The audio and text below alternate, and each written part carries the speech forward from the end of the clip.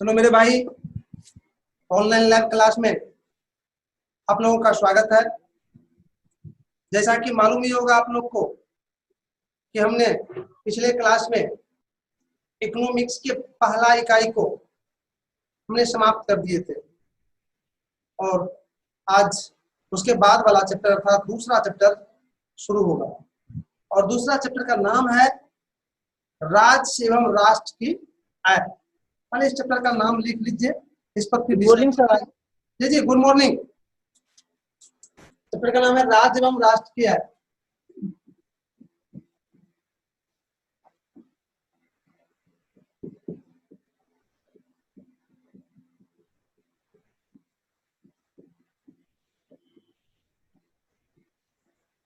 ये देखिए, ये आपके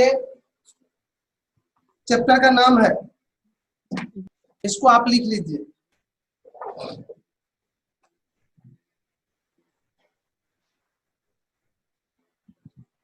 अगर इसको आप लिख लिए होंगे तो देखिए इसमें तीन शब्द है, एक राज्य है, राष्ट्र है और आय है। मैं तीनों शब्द के विषय में आपको जानकारी देंगे कि आखिर तीनों क्या है। मैं अमोल कुमार से कुछ पूछना चाहता हूं। अमोल जी, हमारी बात आप तक पहुंच रही है? जी सर। अमोल, आप बता सकते हैं राष्ट्र का क्या मतलब होता है, या राष्ट्र का दूसरा कोई शब्द बता सकते हैं? सर, राष्ट्र का अर्थ हुआ देश। राइट, बहुत अच्छा, आपने बहुत अच्छा जवाब दिए। राष्ट्र का मतलब हुआ देश। राइट, अभी आपने सुने अनमोल जी से, उन्होंने कहा राष्ट्र का मतलब देश होता है और राज्य का मतलब देश का एक टुकड़ा होता है। और आय नहीं जानते होंगे आप लोग, और आज हम आय से बिल्कुल आपको अवगत कराएंगे। पहले आय जान लीजिए क्या होता है मेरे भाई। कोई भी व्यक्ति जो कहीं कार्य करता है, कार्य कई तरह के होते हैं, मुख्य रूप से उसको दो वर्ग में बांटा गया है। एक तो मानसिक कार्य अर्थात बुद्धि विवेक से जो आप काम करते हैं, और दूसरा होता है शारीरिक कार्य अर्थात हाथ पैर से जो आप कोई काम करते हैं तो उसको शारीरिक कार्य करते हैं। तो ये दो तरह से ये लोग मुख्य रूप से काम करते हैं। तो इन काम करने के बाद उसे मजदूरी के रूप में, परिश्रम के रूप में जो कुछ मिलता है उसे ही उस व्यक्ति का आय कहा जाता है। मान लीजिए कि आपके यहाँ कोई मजदूर काम करने के लिए आया और शाम में आपने उसको 500 रुपया मजदूरी दिए, तो वही 500 रुपया उस मजदूर का उस दिन का आय कहलाएगा। तो सिंपल आय का आपने परिभाषा और अर्थ क्या होता है उसको आपने जान लिए, और इसके संबंध में इस चैप्टर में पूरा डिटेल होगा मेरे भाई। इस चैप्टर का ही मंत्र अर्थात आय है, आइडेंटिटी कार्ड इस चैप्टर का आय है। आय अगर आप समझ जाते हैं तो इस चैप्टर को समझने में दिक्कत नहीं होगी। इसलिए मैं फिर से एक बार आय पर कहता हूँ कि किसी व्यक्ति द्वारा मानसिक या शारीरिक कार्य करने के बाद उसे जो मजदूरी के रूप में, उसे जो वेतन के रूप में, उसे जो ब्याज के रूप में, उसे लाभ हानि के रूप में जो कुछ भी प्राप्त होता है, पुरस्कार के रूप में, जिस रूप में भी उसे रिटर्निंग मिलता है काम करने के बाद, वही रिटर्निंग, वही परिश्रम का जो फल मिलता है उसे ही उस व्यक्ति का आय कहा जाता है। शायद आय को आप लोग समझ गए अच्छी तरह से। मैं इस पर पूछना भी चाहता हूं आप लोगों से, क्या आय को आप लोग समझ गए? चलिए, अच्छी बात है, तो सभी आदमी आय को समझ लिए। तो समझ जाइए यह चैप्टर आपके लिए अब सरल हो गया। इस चैप्टर को समझने में कोई दिक्कत नहीं होगी। तो हम आगे स्टेप बढ़ते हैं। सभी को मालूम ही है कि जब कोई चैप्टर हम शुरू करते हैं तो उस चैप्टर का जो इम्पोर्टेंट पॉइंट होता है अर्थात जिसको पढ़ना है उसका एक लिस्ट तैयार करते हैं। उसी लिस्ट का नाम है इम्पोर्टेंट पॉइंट। तो सुन कीजिए इम्पोर्टेंट पॉइंट।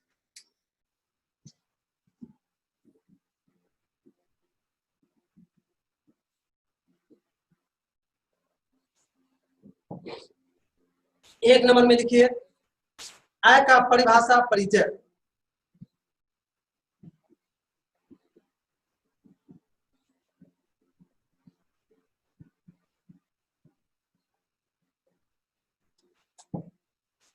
दूसरा नंबर में लिखिए बिहार किया है।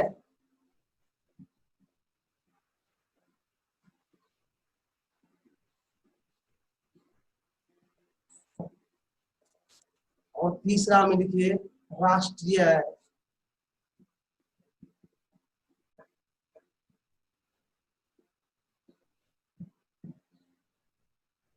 और चौथा में लिखिए राष्ट्रीय आय की धारणा।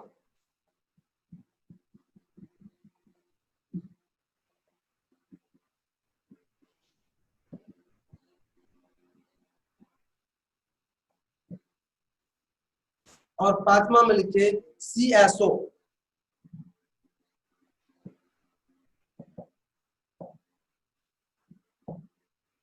और छठा में लिखिए भारत के राष्ट्रीय आय की इतिहास। भारत के राष्ट्रीय आय की इतिहास।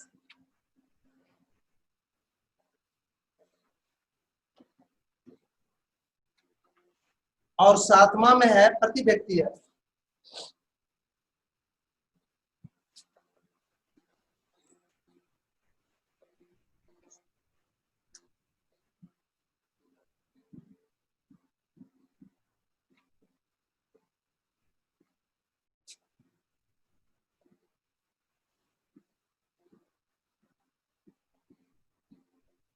प्रति व्यक्ति है। और आठवां में है राष्ट्रीय आय की गणना विधि।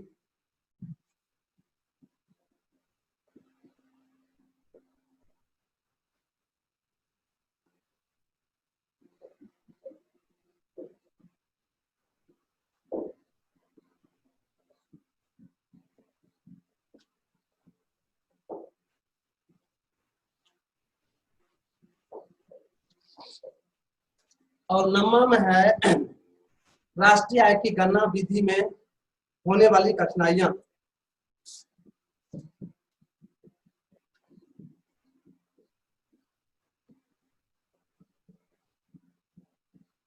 राष्ट्रीय आय की गणना में होने वाली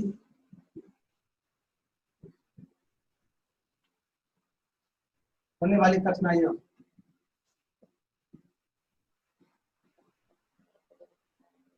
नहीं।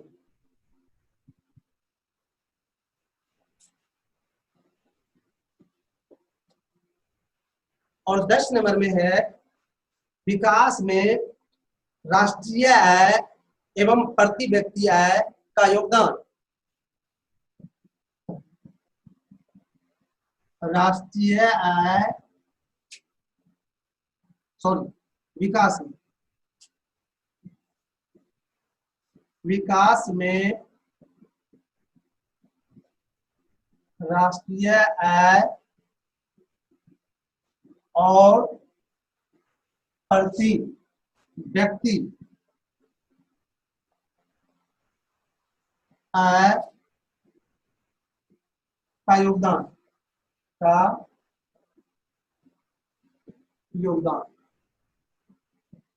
और 11 नंबर में है आय का गरीबी के साथ संबंध।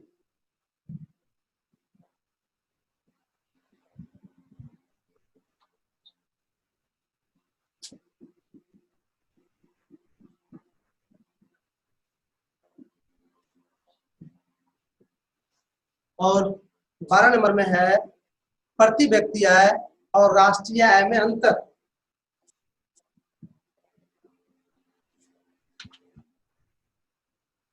प्रति व्यक्ति आय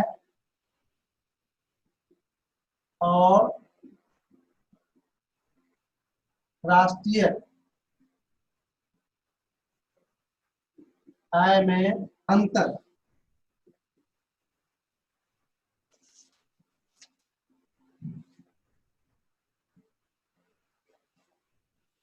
और 13 नंबर में वही है जो सभी जानते हैं, प्रमुख स्मरणीय तथ्य।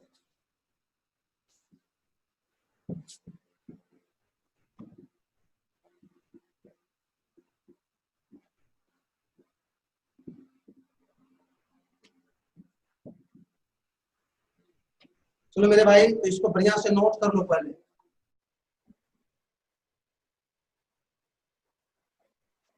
शायद आप लोग नोट कर लिए होंगे। तो आगे बढ़े आप मेरे भाई, हम आगे बढ़ते हैं, क्योंकि आप निश्चित रूप से लिख लिए होंगे। तो 1 नंबर का पॉइंट होगा, 1 नंबर का पॉइंट है आपका आय का परिभाषा परिचय। लिख लीजिए पहले कॉपी के बीच में, फिर उस पर हम पूरी तरह से डिटेल से बोलेंगे, फिर लिखाएंगे।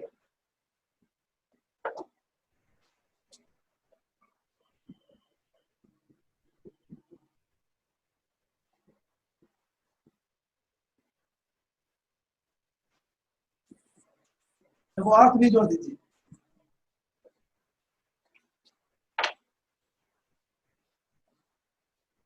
मैंने अभी अभी इसके विषय में बताया था कि किसी व्यक्ति के द्वारा जो कहीं कार्य किया जाता है और कार्य करने के बदले उसे वेतन, मजदूरी, पुरस्कार इत्यादि दिए जाते हैं, वही उस व्यक्ति का आय कहलाता है। बहुत ही सरल शब्द है, इसको अगर आप दिमाग में बैठा लेंगे तो ये चैप्टर ही दिक्कत नहीं होगी आपको समझने में। तो इस पर हमें काफी बहस कर चुके हैं, इसलिए और बहस करने की हमें शायद जरूरत नहीं महसूस हो रही है, इसलिए हम आगे बढ़ते हैं। इस पर आप पहले लिख लीजिए आप लोग। किसी व्यक्ति द्वारा शारीरिक अथवा मानसिक रूप से कार्य करने के बाद उसे मजदूरी के रूप में जो कुछ मिलता है उसे ही उस व्यक्ति की आय कहा जाता है। पूर्ण विराम। आय वेतन के रूप में, कोमा मजदूरी के रूप में, कोमा ब्याज के रूप में, कोमा लाभ या हानि के रूप में, या अन्य रूप में मिल सकती है। तो इस तरह से हमने आय को बहुत ही सरल शब्दों में आपको समझाने और लिखाने का प्रयास किया। अब आपका अगला पॉइंट है बिहार की आय।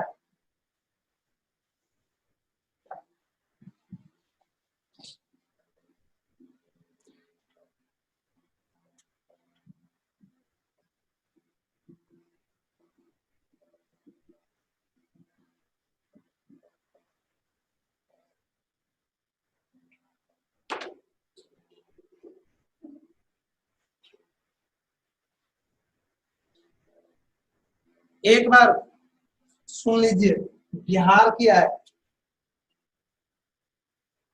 इसमें कोई शक की बात नहीं है कि बिहार की जो आय है वो काफी कमजोर है, काफी दयनीय है। क्योंकि बिहार अत्यंत पिछड़ा हुआ राज्य है, जहां व्यापक गरीबी उपस्थित रही है। अतः इसकी आय निम्न बना हुआ है। मैं एक आंकड़ा के अनुसार बताऊं, 2006-07 में जब आंकड़ा निकाला गया तो भारत की जहां प्रति व्यक्ति है 25,494 रुपया था, वहीं बिहार की प्रति व्यक्ति है 6,610 रुपया था, जो काफी निम्न आय को दर्शाता है। थोड़ा समय एक विकसित देश का नाम ले लूं, उसी समय अमेरिका की प्रति व्यक्ति आय लगभग 11 लाख रुपया थी। इस तरह से आप समझ सकते हैं कि बिहार की जो आय थी 6,610 रुपया, एक कितने कमजोर और कितने दयनीय स्थिति को दर्शाते हैं। तो इस तरह से आपने बिहार की जो आय की स्थिति रहा है और है, उसको आपने सुने, शायद समझ भी गए होंगे। अब इसको आप लोग नोट कर लीजिए। बिहार अत्यंत गरीब एवं पिछड़ा हुआ राज्य है। यहाँ गरीबी मजबूत स्थिति में लंबे समय से रहा है। अतः बिहार की आय की स्थिति अच्छी नहीं रही है। भारत में आय की दृष्टि से बिहार का स्थान सबसे नीचे है। 2008-9 में जहां भारत के प्रति व्यक्ति आय 25,494 रुपया थे, वहीं बिहार की प्रति व्यक्ति आय 6,610 रुपया थे। Graph change. बिहार के कुल 38 जिलों में सबसे अधिक प्रति व्यक्ति आय पटना जिला का एवं सबसे कम प्रति व्यक्ति आय शिवहर जिला का है। तो मेरे भाई, इस तरह से हमने बिहार की जो प्रति व्यक्ति आय या बिहार की जो आय की स्थिति है उसको दिखाया। अब अगर इसमें थोड़ा सा भी कहीं डाउट है, दिक्कत है, तो आप हमसे पूछ सकते हैं।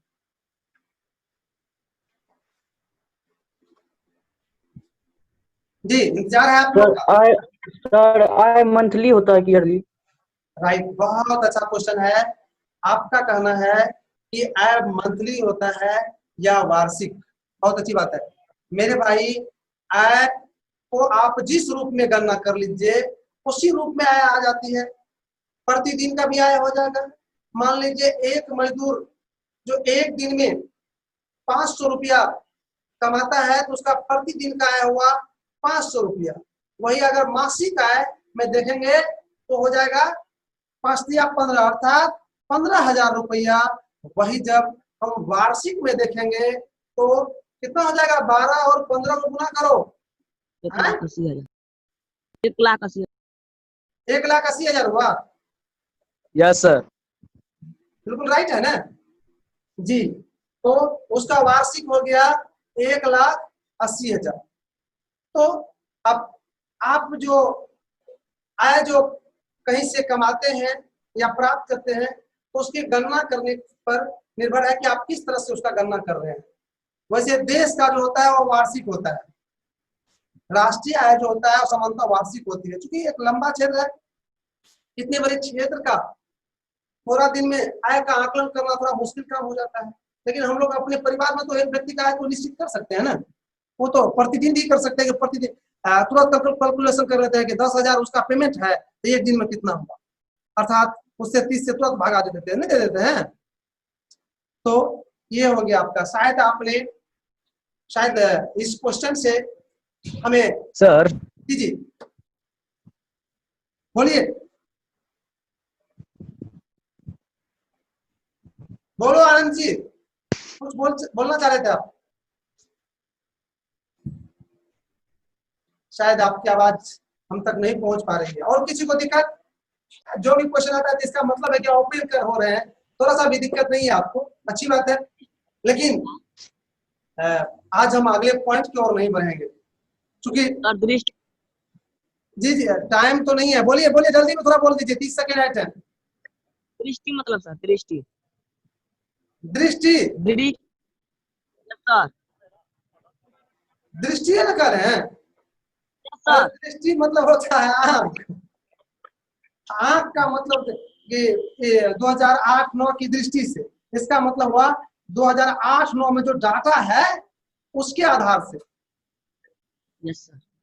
तो मेरे भाई समय जो है बिल्कुल ही समाप्त हो रहा है, इसलिए आज के क्लास को यहीं पर रोकना पड़ रहा है।